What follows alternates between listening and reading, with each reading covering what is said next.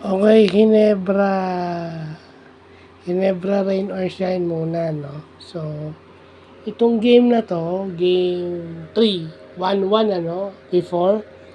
Then 2-1. Naka back-to-back wins ang Ginebra over Rain or Shine because of the good third quarter, no? So, natagalan ng Ginebra yung fast pace at run and gun style ng Rain or Shine, no? Pumapasok lahat ng itira ng Rain or Shine, no? Nung first quarter, no?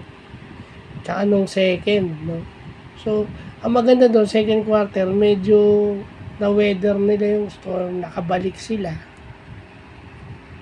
Naibaba nila yung, lamang Rain or Shine ng 7 or 8 points, no? Pagdating ng halftime. Itong third quarter, Ginebra played disciplined defense. Forcing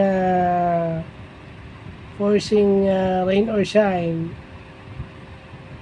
to commit turnovers na nagbigay sa kanila ng surge offensively dahil nakakadepensa na sila, nako-convert na nila into points, no? Nagkaroon sila ng malaking third quarter surge scoring wise. Pero doon mo rin makikita na every fourth quarter natatalo itong Ginebra, no? Buti na lang itong dalawang games nakalamang na sila. Well, maganda yung shooting ni Kalen Chongson, ano?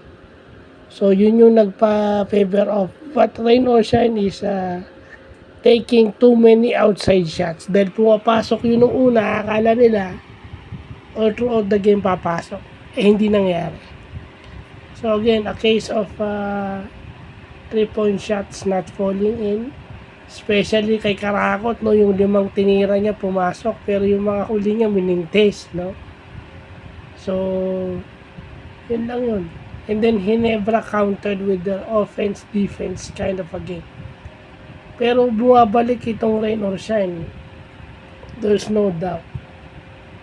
And I think Tim Cone needs more to his bench.